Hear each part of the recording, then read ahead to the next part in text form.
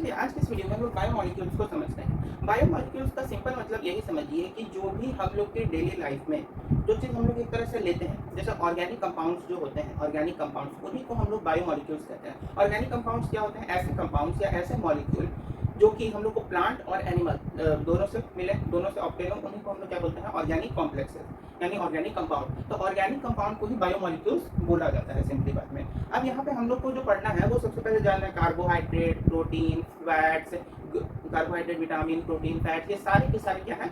Biomolecules हैं। तो इन्हीं सब चीज़ के बारे में इस चैप्टर में हम लोग को स्टडी करना है। देखिए, तो सबसे पहला चीज़ तो बायोमोलिक्यूल्स क्या होता है तो समझ गए। इसमें सबसे पहला चीज़ आता है कार्बोहाइड्रेट्स। कार्बोहाइड्रेट्स को समझिए।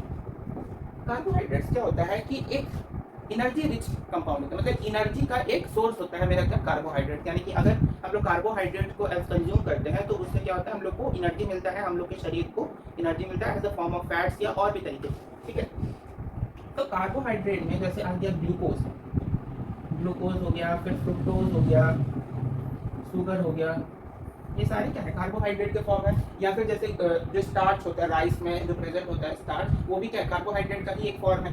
तो देखिए कार्बोहाइड्रेट में सबसे बड़ा चीज़ यही होता है कि जो भी बायोमोलिक्यूल, पहले तो ये जान लो कि बायोमोलिक्यूल्स जो कंपाउंड होंगे उनमें कार्बन भी प्रेजेंट होगा, हाइड्रोजन भी प्रेजेंट होगा और ऑक्सीजन भी।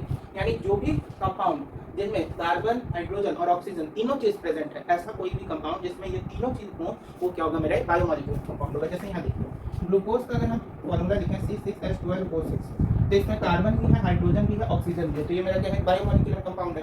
हम अगर एसिडिक एसिड का एग्जांपल है, किसका एग्जांपल है? एसिडिक एसिड का, तो CH3COOH, तो इसमें भी ऑक्सीजन भी है, कार्बन भी और हाइड्रोजन भी है, तो ये भी मेरा क्या? बायोमोलिक्यूलर कंपाउंड है। उसी तरीके से अगर हम एग्जांपल लेते हैं, एक कंपाउंड होता है जिसको बोलते हैं रमनोस, ऐसे RHAFNOS, इसका फॉर्मूला होता है C6H12O5, C6H12O5, तो ये भी मेरा क्या है? बायोमोलिक्यूलर कंपाउंड है। तो मतलब सिंपल यही ध्यान रखना है कि जो भी कंपाउंड्स हम लोग को या जो भी मॉलिक्यूल्स प्लांट या एनिमल से मिलते हैं प्लस उनमें कार्बन, हाइड्रोजन और ऑक्सीजन तीनों प्रेजेंट है, वो मेरा क्या होगा? बायोमोलिक्यूलर कंपाउंड होगा, जिसको कि हम लोग बायोमोलिक्यूल्स बोलते हैं। अब सबसे पहले हम लोग को जानना है कार्बोहाइड्रेट्स। तो कार्बोहाइड्रेट समझ के क्या होता है? इसमें और कुछ है? कार्बोहाइड्रेट्स को क्लासिफाई किया गया on the basis of hydrolysis. Hydrolysis का मतलब होता है हाइड्रोनियम आयन को ऐड करना। तो हाइड्रोलिसिस के बेसिस पे तीन तरीके से क्लासिफाई किया गया। पहले किया गया मोनोसैकेराइड, पहला क्या किया गया? मोनोसैकेराइड। दूसरा ओलिगोसैकेराइड, सैकेराइड, और तीसरा हो गया आपका पॉलीसैकेराइड। इन तीन तरीके के बेसिस पे on the basis of hydrolysis हम लोग को कार्बोहाइड्रेट्स को क्लासिफाई किया। इस तीनों नाम में एक चीज कॉमन है जिसको कि बोलते हैं हम लोग सैकेराइड। सैकेराइड जो होता है इसका ग्रीक में मतलब होता है सुगर। सैकेराइड जो होता है मतलब कार्बोहाइड्रेट जो हो गया ना, कार्बोहाइड्रेट्स का ही दूसरा नाम क्या हो गया? सैकेराइड।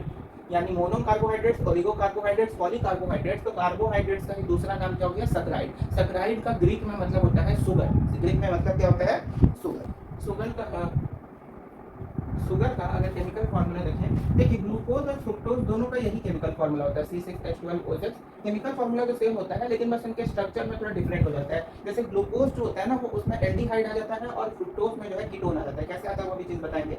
एसिटिक एसिड का फार्मूला याद हो गया। शुगर का फार्मूला होता है C12H22O11, C12H22O11, ये किसका फार्मूला होता है? शुगर का। या अच्छा सैकेराइड, सुक्रोज या शुगर, ये तीनों वर्ड सेम है, चाहे शुगर बोलो, चाहे सैकेराइड बोलो, चाहे सुक्रोज बोलो, तीनों सेम है और तीनों का केमिकल फॉर्मूला क्या होगा? C12H22O11। चलिए अब जो है कार्बोहाइड्रेट के इन तीनों फॉर्म को बिल्कुल अच्छे से समझ लीजिए। पहला है मोनोसैकेराइड। मोनोसैकेराइड का मतलब ये होता है कि जब भी हम लोग कार्बोहाइड्रेट को हाइड्रोलिसिस करें, हाइड्रोलिसिस का मतलब होता है वाटर में अगर डिसॉल्व करें कार्बोहाइड्रेट को, तो वो सिंगल यूनिट ऑफ एल्डिहाइड और कीटोन कंटेनिंग अगर कार्बोहाइड्रेट देता है तो वो हम लोग को मोनोसैकेराइड बोलते हैं। मेरा मतलब ये है कि जैसे कार्बोहाइड्रेट को जब वाटर में डिसॉल्व किए और वाटर में डिसॉल्व करने के बाद अगर वो अल्डिहाइड कंटेनिंग कार्बोहाइड्रेट या कीटोन कंटेनिंग कार्बोहाइड्रेट दोनों में से कोई एक कार्बोहाइड्रेट का अगर सिंगल यूनिट यानी कि एक ही फॉर्म लेता है तो वो मेरा क्या हो जाएगा? मोनोसैकेराइड। जैसे एग्जांपल में हम लोग को किया ग्लूकोज, फ्रुक्टोज जो भी हम बताए भी थे, और राइबोज। खैर हम लोग को यहाँ पे बेसिकली जो है ये ग्लूकोज और फ्रुक्टोज को जाता है, राइबोज को छोड़ो। ग्लूकोज को समझिए, जैसे C6H12O6, ग्लूकोज का और फ्रुक्टोज का दोनों का केमिकल फॉर्मूला सेम होता है, यही होता है, बस इनके स्ट्रक्चर में डिफरेंस है। कैसे देखिए, इसमें कार्बन कितना है 6, 1 2 3 4 5 6 कार्बन हो गया। हाइड्रोजन कितना है 12। तो सबसे पहले यहाँ पे हम लोग अल्डिहाइड ग्रुप लगाएंगे, तो उसके बाद OH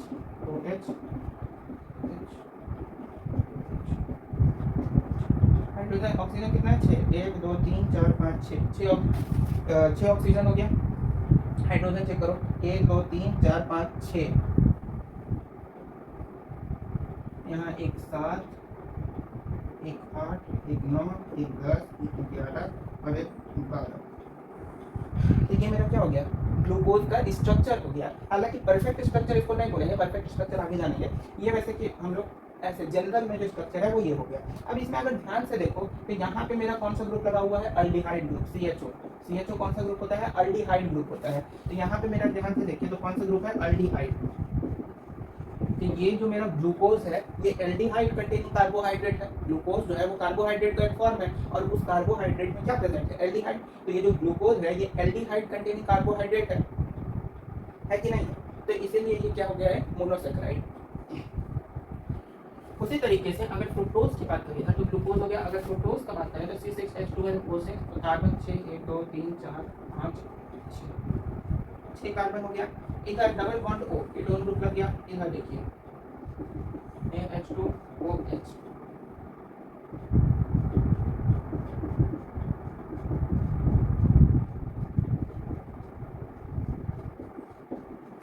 इसमें किसी को कोई दिक्कत नहीं। अब देखो यहाँ पे मेरा अगर ध्यान से देखो तो कौन सा ग्रुप लगा हुआ है कीटोन ग्रुप। तो यहाँ पे अब यहाँ पे दिमाग में एक क्वेश्चन आ रहा होगा, क्या क्वेश्चन आ रहा होगा कि भाई ये कीटोन ग्रुप तो हम लोग ग्लूकोज में भी लगा सकते थे और ये एल्डिहाइड जो है हम लोग फ्रुक्टोज में भी लगा सकते थे।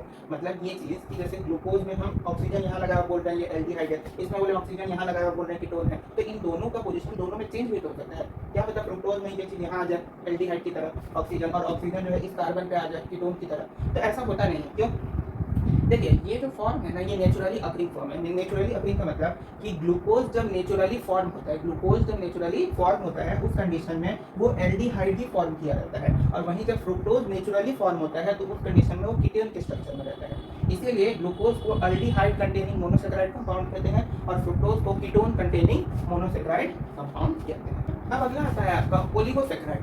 मोनोसैकेराइड में किसी को कोई दिक्कत नहीं है, बस हमको ध्यान ये देना है कि जब भी कार्बोहाइड्रेट को वाटर में डालें और single unit of aldehyde containing carbohydrate या कीटोन कंटेनिंग कार्बोहाइड्रेट का सिंगल फॉर्म देगा, यानी एक ही, जैसे यहाँ पे देख रहे हो ना कि ये फ्रुक्टोज जो है एक ही फॉर्म में है, ग्लूकोज एक ही है, मतलब एक ही स्ट्रक्चर, ऐसा नहीं कि इसका कौन स्ट्रक्चर इधर है इधर है, एक ही स्ट्रक्चर है, इसका भी एक ही स्ट्रक्चर है, सिंगल स्ट्रक्चर है, तो ये मेरा क्या हो गया मोनोसैकेराइड। अब आ जाते हैं ओलिगोसैकेराइड में। ओलिगोसैकेराइड का मतलब ये होता है कि जब कार्बोहाइड्रेट को वाटर में डिसॉल्व किए तो वहां से 2 to 10 units of monosaccharide compounds दिए। क्या बोले हम कि जब कार्बोहाइड्रेट को वाटर में डिसॉल्व किए और वहां से 2 से 10 यूनिट्स ऑफ मोनोसैकेराइड दिया तो वो हम लोग का क्या हो गया ओलिगोसैकेराइड। मोनोसैकेराइड में क्या हो रहा था सिंगल यूनिट दे रहा था, ओलिगोसैकेराइड में 2 से लेकर 10 यूनिट्स तक अगर मोनोसैकेराइड देता है तो वो मेरा क्या हो गया ओलिगोसैकेराइड। अब ओलिगोसैकेराइड क्योंकि 2 से लेकर 10 यूनिट्स तक देता है तो उसके बेसिस पे भी इनको कैटेगराइज किया गया, जैसे डाइसैकेराइड, ट्राइसैकेराइड, टेट्रासैकेराइड, पेंटासैकेराइड। तो उतना हम लोग को जानना नहीं है, बेसिकली डाइसैकेराइड को देखिए। तो डाइसैकेराइड मतलब जिसमें 2 यूनिट्स दे, ट्राइसैकेराइड जिसमें 3 यूनिट्स दे, टेट्रासैकेराइड मतलब जिसमें 4 यूनिट्स दे, पेंटा मतलब 5, हेक्सा मतलब 6, ऐसे चलते चलते 10 यूनिट तक, डेकासैकेराइड मतलब 10 यूनिट। तो हम लोग को बेसिकली यहाँ जानना है डाइसैकेराइड का, किसका डाइसैकेराइड। डाइसैकेराइड को समझिए। डाइसैकेराइड में हम लोग को एग्जांपल लेना है सुक्रोज का। सुक्रोज मतलब शुगर, शुगर मतलब सैकेराइड, यानी कि डाइसैकेराइड में हम लोग को बेसिकली शुगर का एग्जांपल लेना है। तो शुगर का अगर एग्जांपल है तो C12H22O11। जब शुगर को हम लोग वाटर के साथ हाइड्रोलाइसिस करते हैं, क्या बोले हम, जब शुगर को वाटर के साथ हाइड्रोलाइसिस किया जाता है तो ये हम लोग को क्या बोलता है C6H12O6 प्लस C6H12O6। इसमें पहला जो है ये मेरा बनता है ग्लूकोज और दूसरा मेरा बनता है फ्रुक्टोज। समझ में बता लीजिए क्या बोल रहे हैं। अब एक चीज और ध्यान दीजिएगा कि जैसे डाइसैकेराइड इसको क्यों बोले, देखो यहाँ पे ये मेरा क्या है शुगर है, ये मेरा क्या है शुगर। अब इस शुगर को जैसे ही वाटर में डिसॉल्व किए तो ये हम लोग को ग्लूकोज भी दिया और फ्रुक्टोज भी दिया, तो यहाँ पे 2 यूनिट्स मिल रहे हैं। ध्यान से देखो यहाँ पे जब इस कंपाउंड को, इस ओलिगोसैकेराइड को जब इसमें डिसॉल्व किए, वाटर में डिसॉल्व किए, तो 2 यूनिट्स में मिल रहा है, एक यूनिट ये और एक यूनिट ये। तो 2 यूनिट्स में जैसे ही हम लोग को कोई भी कंपाउंड मिला तो वो मेरा क्या हो गया, एक डाइसैकेराइड। तो यहाँ पे जो शुगर है ये कैसा कंपाउंड हो जाएगा, तो डाइसैकेराइड कंपाउंड हो जाएगा। ठीक है, अब बाकी ये दोनों क्या होगा, मोनोसैकेराइड, ये दोनों क्या हो जाएगा, मोनोसैकेराइड कंपाउंड। अब तीसरा आता है अपना पॉलीसैकेराइड। तीसरा क्या आता है, पॉलीसैकेराइड। अच्छा, यहीं पे अगर हम लोग इस ग्लूकोज की जगह माल्टोज लिए रहते, क्या बोला मैंने कि अगर इस ग्लूकोज की जगह हम लोग माल्टोज लेते तो वो भी हम लोग का 2 यूनिट्स बनाता, लेकिन माल्टोज जो होता है ना वो केवल जो है 2 यूनिट्स ऑफ ग्लूकोज देता, वो फ्रुक्टोज नहीं देता। जबकि शुगर को जब हाइड्रोलाइसिस किया तो वो 1 यूनिट ऑफ ग्लूकोज और 1 यूनिट ऑफ फ्रुक्टोज दे रहा है, जबकि माल्टोज को अगर हाइड्रोलाइसिस करते तो वो दोनों यूनिट्स में हम लोग को ग्लूकोज ही देता।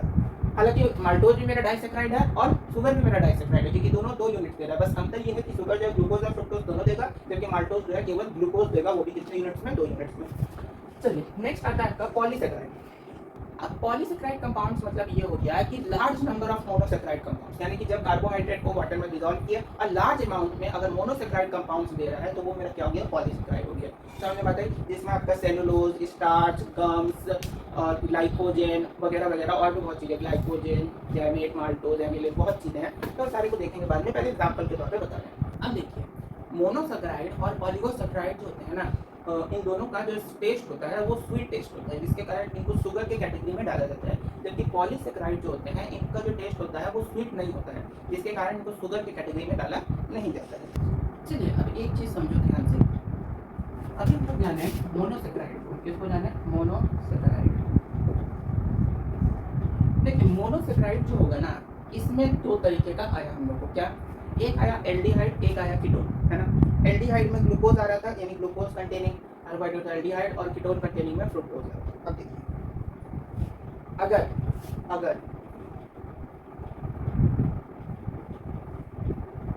कीटोन और एल्डिहाइड, अब देखिए मोनोसैकेराइड जो होता है ना, इसको भी डिस्ट्रीब्यूट किया गया है on the basis of number of aldehyde और कीटोन जो भी प्रेजेंट होगा उसके बेसिस पे। देखिए कैसे, अगर एल्डिहाइड प्रेजेंट है, क्या बोले, एल्डिहाइड प्रेजेंट है तो उसको बोलेंगे एल्डोज ग्रुप, उसको क्या बोलेंगे, एल्डोज ग्रुप। और अगर कीटोन प्रेजेंट हो, कीटोन, तो उसको बोलेंगे कीटोन, उसको क्या बोलेंगे, कीटोन। अब इसको समझिए ध्यान से, अगर कार्बन की संख्या 1 2 3 4 5 6 और 7,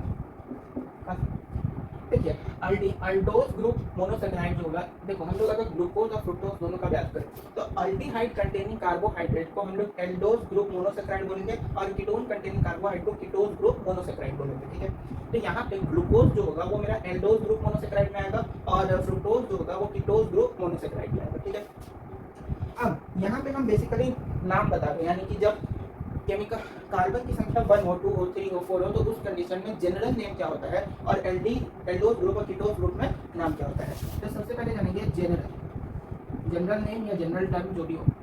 दूसरे में जानेंगे एल्डोज ग्रुप का नाम क्या होगा, क्या बोले, एल्डोज ग्रुप का नाम क्या होगा। और तीसरे में जानेंगे कीटोज ग्रुप का नाम क्या होगा। ठीक है, तीसरे में क्या जानेंगे, कीटोज ग्रुप का नाम क्या होगा। जी। ठीक है, तो कार्बन अगर 1 है, ठीक है, कार्बन अगर 1 है तब तो सिंपल जो है नाम जो है, इसमें तो कुछ होगा नहीं, 1 और 2 है तो उसमें कुछ है नहीं, डाइसैकेराइड मोनोसैकेराइड ही चलेगा, बस यहाँ पे एल्डोज और कीटोज चलेगा, बाकी कुछ है नहीं। मेन है आपका थर्ड से, देखिए 1 और 2 कार्बन हो ना तो सिंपल ध्यान में रखिएगा, अगर 1 कार्बन है तो जनरल में मोनोसैकेराइड, 2 है तो डाइसैकेराइड, और बाकी ये दोनों एज इट इज चलेगा, यानी अल्डोज कीटोज, अल्डोज कीटोज।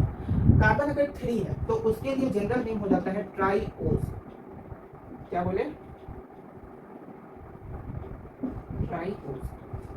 ठीक है, 4 है तो टेट्राओज, 5 है तो पेंटाओज, 6 है तो हेक्सोज, 7 है तो हेप्टोज। समझ में बात आ गई। हालांकि हम लोग को हेप्टोज का जरूरत नहीं पड़ेगा, बता दिए, हेक्सोज तक मैक्सिमम दे सकता है।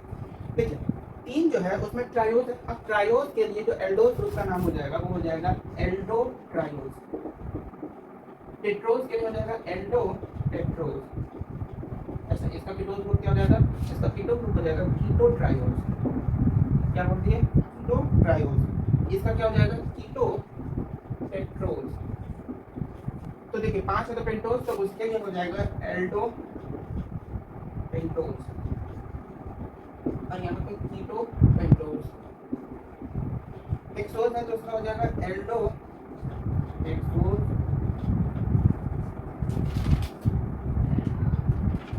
और इसमें क्या नाम हो जाएगा कीटो हेक्सोज।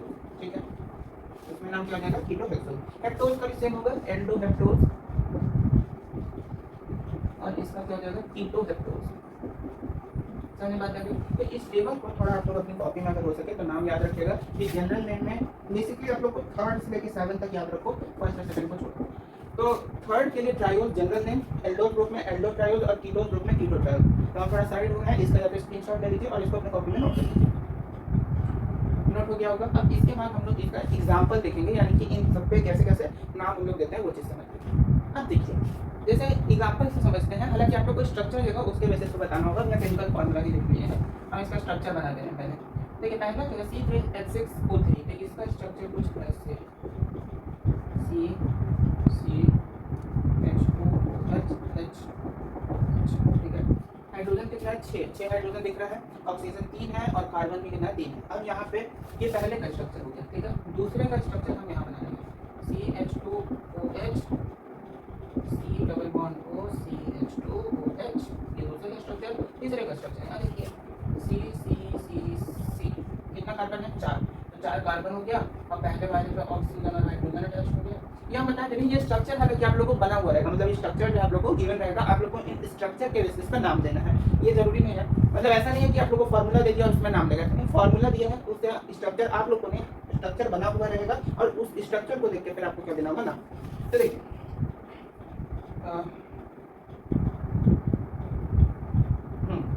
HOH, H2OH। अब इसको देखिए, पहला में हम लोग देख रहे हैं कार्बन कितना है 3। अच्छा, सबसे पहले हम लोग को डिटरमाइन करना है फंक्शनल ग्रुप। इसमें कौन सा फंक्शनल ग्रुप है? एल्डिहाइड ग्रुप, यानी कि हम लोग ये समझ गए कि एल्डिहाइड ग्रुप है, यानी कि ये एल्डोज ग्रुप में जाएगा। किसमें जाएगा? एल्डोज ग्रुप में। कार्बन कितना है इसमें 3 है, तो अगर 3 कार्बन हो तो एल्डोज ग्रुप के हिसाब से 3 नंबर कार्बन के लिए नाम क्या हो जाएगा? Aldo triose. ये क्या हो जाएगा? तो इसका नाम क्या हो जाएगा? Aldo triose. हालांकि यहाँ से भी हम लोग को पता नहीं चलता, यहाँ से फंक्शनल ग्रुप नहीं पता चलता। जैसे अगर फॉर्मूला से हम लोग देखते थे हम लोग को ये तो पता चल जाता है कि कार्बन 3 है यानी ट्रायोज ग्रुप का होगा, लेकिन जब तक फंक्शनल ग्रुप नहीं पता है तो ये नहीं पता चलता कौन ग्रुप का, एल्डोज का कि कीटोज का। अब जैसे यहाँ देखिए, इसमें फंक्शनल ग्रुप क्या है? कीटोन। तो ये हम लोग को पता चल गया कीटोज ग्रुप का है। कीटोज ग्रुप में कितना कार्बन है? 3 कार्बन है। तो कीटोज ग्रुप के लिए थर्ड नंबर कार्बन के लिए टेबल में क्या है? कीटो ट्रायोज। तो ये क्या हो गया? एक कीटो ट्रायोज कंपाउंड हो गया। समझ में आ रही है? उसी तरीके से अगर C4H8O4 का देखें तो C4H8O4 का स्ट्रक्चर बना है, कौन सा फंक्शनल ग्रुप है? एल्डिहाइड, तो एल्डो ग्रुप में जाएगा। नंबर ऑफ कार्बन 4 है, 4 कार्बन है, तो एल्डो टेट्रोज हो जाएगा। इसका नाम क्या हो जाएगा? Aldo tetrose. क्यों हो गया? क्योंकि 4 कार्बन के लिए क्या लगता है? टेट्रोज। अगर बस टेबल ध्यान दीजिए और क्वेश्चन को थोड़ा सा ध्यान दीजिए, आपको समझ में आ जाएगा। Aldo tetrose. अब हम बताएं कि कार्बन संख्या 6, तो उसके लिए क्या लगता है? एल्डो हेक्सोज या फिर कीटो हेक्सोज, अकॉर्डिंग टू जिस भी ग्रुप का वो कंपाउंड है। ठीक है, तो हम लोग लिया ग्लूकोज और फ्रुक्टोज। ग्लूकोज क्या है? C6H12O6 और फ्रुक्टोज क्या है? C6H12O6। दोनों में अंतर क्या है? ग्लूकोज जो है एल्डिहाइड कंटेनिंग कार्बोहाइड्रेट है, फ्रुक्टोज जो है कीटोन कंटेनिंग कार्बोहाइड्रेट है। अब देखिए, तो ग्लूकोज जो है वो क्या हो जाएगा मेरा? एल्डो हेक्सोज, क्योंकि कार्बन कितना है 6, तो उसके लिए हेक्सोज लग गया। और ये जो है मेरा एल्डिहाइड कंटेनिंग ग्रुप है, तो ये मेरा क्या हो गया? Aldo hexose. इस टर्म को एकदम ध्यान में रख लीजिएगा कि जो फ्रुक्टोज है वो कीटो हेक्सोज कंटेनिंग कंपाउंड है और ग्लूकोज जो है एल्डो हेक्सोज कंटेनिंग कंपाउंड है।